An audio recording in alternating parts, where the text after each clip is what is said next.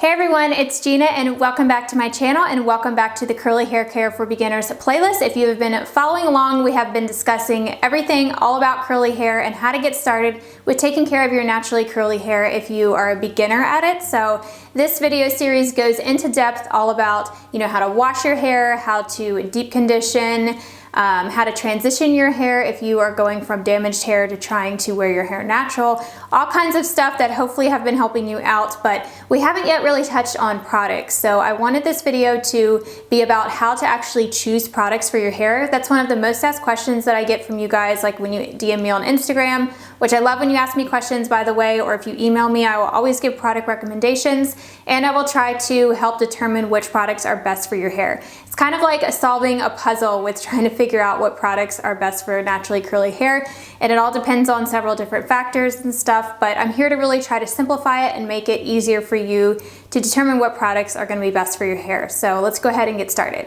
So I have broken this down into 5 simple steps that I will be covering more in depth. So the first one is determining your curl type, your hair's porosity, and the damage level of your hair if your hair is damaged. So the first one is all about the curl type. Now you guys have probably seen so many different charts floating around the internet all about how to determine your curl type, and I think it's best to just not overthink it and not to complicate it and just break it down into 3 different categories. So the first one is wavy hair, so that is type 2 hair, and then there is curly hair, which is type 3, and then type 4 is coily hair. And then within each type there's also A, B, and C, but I don't think those are as important. I think that it's just too in-depth and I don't think it makes a difference in what products that you choose. However, knowing whether if your hair is wavy versus coily versus curly is definitely going to make a difference in which products that you choose. So I think that is most important because you're going to have lots of different curl types in your hair. I personally have a mixture of 3A, 3B. You just never know what you're going to get, and our hair is just naturally going to have a lot of different curl types. Your curl type can also change if you are transitioning, and you can just have a mix. So just knowing whether if you have wavy hair, curly, or coily, I think is going to make a big difference in determining your hair products. Then there is porosity, and this one is a tricky one. A lot of people struggle with determining their hair's porosity, and I might do another in-depth video about this, but basically your hair porosity is the ability for your hair to retain or hold in moisture, and it's pretty much how porous your hair is, if that makes sense. So your individual hair strands have a cuticle layer. If your cuticle layer is raised, then a lot of times it is damaged, it's highly porous, it is high porosity. If your cuticle layer is very sealed and straight, that's more of a normal to a low porosity hair type. So there's lots of different porosities. Your hair can change porosity level. You can even have a mixture, which makes things complicated. But again, just trying to figure out what your overall porosity level is really going to help when you're choosing products. So I personally think that I have high porosity hair, and to determine that, it's best to just kind of look for signs and symptoms of those porosities versus doing different tests. Like there's the float test, which never gives me accurate results, so all that kind of stuff, but I think really just looking for signs. So a couple of the signs of high porosity hair real quick. Again, I could do a whole video on this, but one of them is your hair gets dry very easily. Your hair loses moisture very easily. It's very sensitive to humidity. Like I said, it dries really quickly. It might have a rough texture. It tangles really easily. It soaks in product really quickly and can absorb a lot of product, and I check off all of those boxes. So I don't know if it's from color damage, like from coloring my hair over the years. Anytime you highlight your hair, it usually turns into high porosity hair. So if you have highlights, then those highlighted pieces are a higher porosity than the rest of your hair that has not been colored. Some other signs of high porosity hair is how well your hair responds to protein ingredients. So if you do protein deep conditioners or if you use stylers that have protein in them, and my hair always looks so good after I do protein treatments. I love protein mask. It always really shrinks up my curls. They always look a lot shinier. So it definitely responds really well to those type of treatments and ingredients. So for low porosity hair, the cuticle layer is a lot tighter and more closed, and so it can be really sensitive to buildup on the hair. So heavier products are not going to sit very well on the hair. It can cause buildup and weigh your hair down. And you might also need to use heat when you're deep conditioning to really let that moisture get in. Those are some signs. If you don't find that you have any trouble with your hair and it's just doesn't really give you a fit at any time, then you probably have normal porosity hair, which you're lucky. So you can probably use a mixture of different products. So that's an overview of porosity. I know it's a lot, it gets sciencey and it's hard to understand. I've personally done a lot of research on it recently, so I might do a separate video on that. I'm sure you can find other similar videos that are related to the topic. Along with that is the damage level of your hair. So if you are transitioning your hair and you're just getting started, you might need more moisturizing products because your hair is very damaged right now, and so it's a higher porosity. Unless if you have very healthy hair, if your hair has never really been heat styled or you haven't chemically damaged it with color and stuff, then you might be able to get away with other type of products. So that's some things to keep in mind for step one, is just assessing your hair type. So I realize a lot of this can be overwhelming, so I wanted to break it down in just a couple slides for you guys, depending on what hair type that you have and which porosity type that you have, because I think those are most important. So starting off with low porosity hair, if you have low porosity waves, so if you have the type 2 hair type, you would want to go with more lightweight products. Avoid anything that's too heavy, so that it involves usually butters and oils that are really heavy. Those are more meant for coily hair. So for these, you just want to go with some lighter hold products. You want to avoid using heavy conditioners at the root. And the biggest difference with low porosity and high porosity is how often you clarify. You might need to clarify more frequently with low porosity hair. And with high porosity hair, you want to incorporate protein a lot more. So that's really going to help bounce back the hair's cuticle elasticity and just really help strengthen it. Wavy hair can oftentimes get weighed down super easily, so that's why lighter hold products are generally better. And sometimes you don't even need to use a gel or a mousse, unless if you have very high porosity damaged hair, you might need to top it off with a light hold gel or a mousse. So now on to curly hair, which is type 3 hair. So this is my hair type. This one is pretty much the same as wavy hair type, although it's a little bit different in that you can use some heavier products. So some of those are just basic curl creams. You can really use a lot of different type of stylers, but the main difference, again, with high porosity and low porosity is those protein ingredients, how often you clarify. I really like using a hydrating curl cream and then sealing it in with a strong hold mousse. So if you have high porosity hair, then you would need to add that moisture layer in first and then seal it in with a mousse or a gel to really lock it in place and make sure you don't get any frizz. So now for type 4 hair, which is tighter coils, this hair type can generally use a lot heavier products. So these type of products are going to have ingredients like shea butter and oil. These are usually thicker creams, so a lot of times you will see curl creams that are in a butter form. This hair type, definitely you want to deep condition a lot. You also want to clarify it frequently if you do have low porosity. High porosity hair, same deal here, where you just want to make sure that you are incorporating protein treatments and balancing that out with moisture. You can have excess protein in your hair, so you do want to balance it out with heavy moisturizing ingredients. So again, you can seal in with a strong hold gel with this hair type as well. Those with coily hair oftentimes like using a leave-in conditioner. They can usually get away with layering things like leave-in conditioners, curl creams, and gels together. But for my type 3 curly hair, I don't usually find that I need to use a leave-in conditioner. So one of the lines of curly hair products that I always recommend for beginners is the Not Your Mother's Curl Talk line, and this one can really be used with any curl type, but there are a couple modifications that I might use depending on your curl type. So if you do have wavy hair, you could probably get away with just using the defining cream as your main styler. Some people also like to layer in the sculpting gel and they just use less of it. The sculpting gel does have a light hold, I think. It doesn't have enough hold for my curl type, but if you have wavy hair, that is a great option for layering those two together. If you have type 3 or 4 curls, that's curly and coily hair, then you could just use the mousse. I like using the mousse by itself and it gives great hold, but when my hair is feeling dry, I do like to layer the cream underneath. So since I have high porosity hair, I need to add that moisture layer of the cream first and then seal it in with the mousse.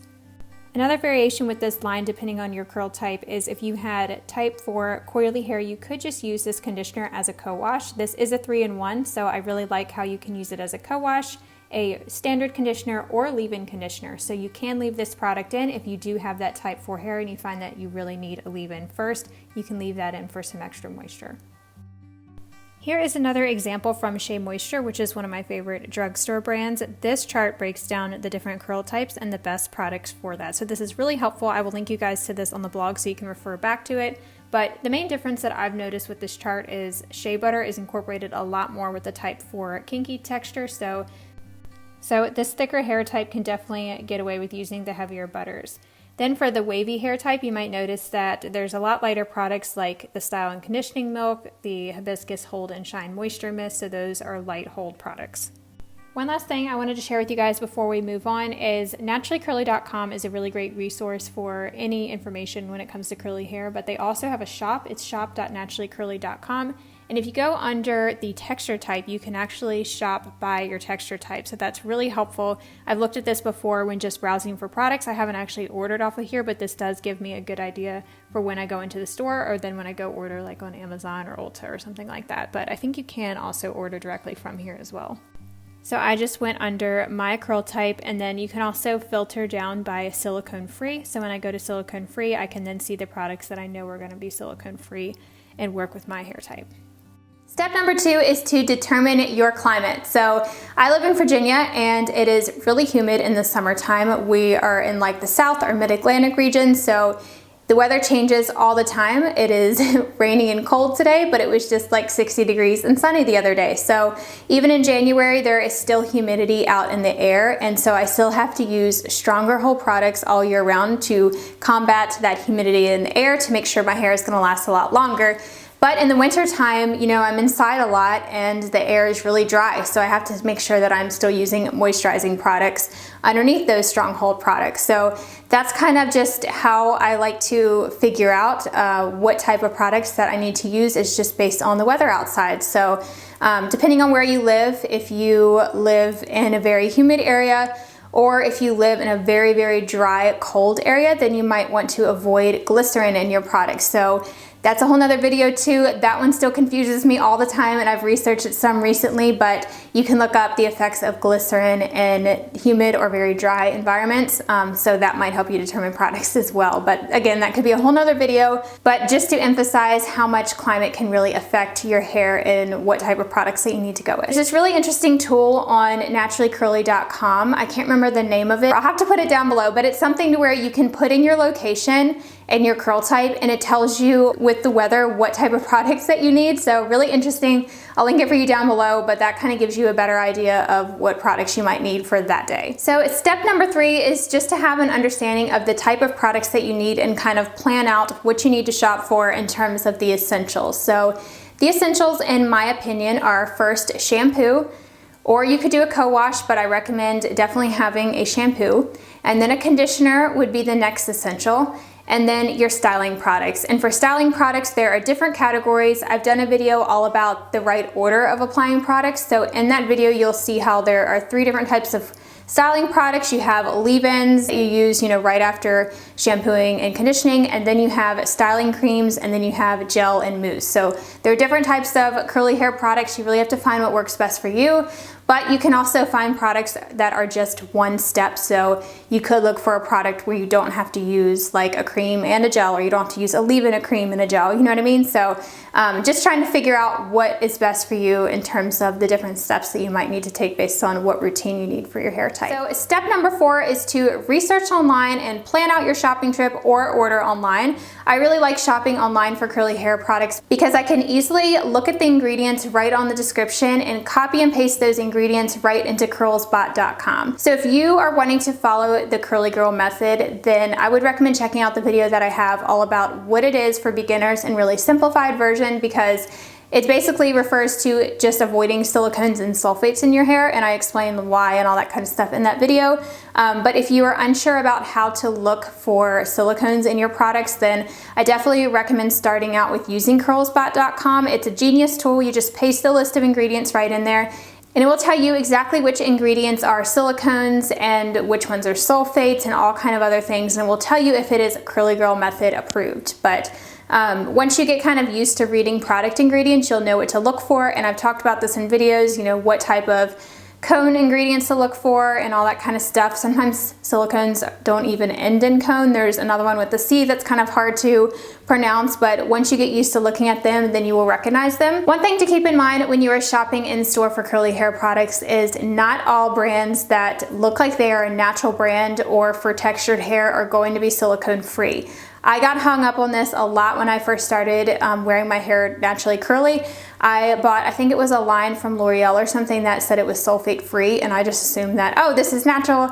It's, you know, it doesn't have any sulfates, it's great for my hair, but really it had a ton of silicones in it and it was really weighing down my hair. So just because something is sulfate free does not mean it is silicone free.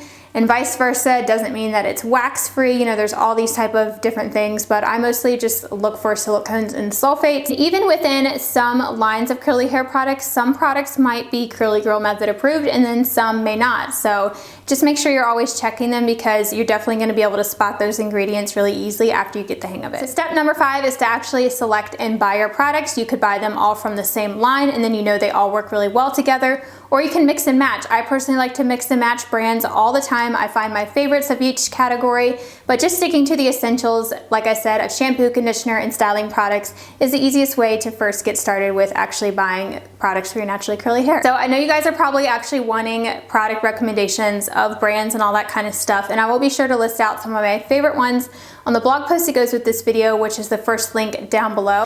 I do have an Amazon page where I have a list of all of my favorite products. So if it's anything that I've tried and I liked it, then I've added it to my Amazon store. So I think that's probably the easiest place to direct you guys of just where to see all of my product recommendations. It's kind of like shopping my stash. So you can go on there, I'll link my Amazon page down below and you can see all the products that I recommend. So I hope this video was helpful for you on actually how to shop for curly hair products. If you have any questions, please leave them down below. I will be sure to get back to every single one of you as I can. But definitely let me know if you have questions about your curl type. If you need help trying to figure out your hair, you can definitely tell me what some of your symptoms are and I will help you determine your hair type and we can try to figure out what products are going to work best for you. So that's it for today. If you have not yet subscribed, I hope you consider doing so before you leave. I would love to have you join my YouTube family. We talk all about naturally curly hair, some makeup here and there, all that kind of stuff, and I'm always here as a resource for you guys and hope to be helping you guys out and really just simplifying things and make it easy to achieve, because I definitely want everyone to embrace their natural curl patterns. So thank you guys so much for watching and I will see you next week. Bye everyone.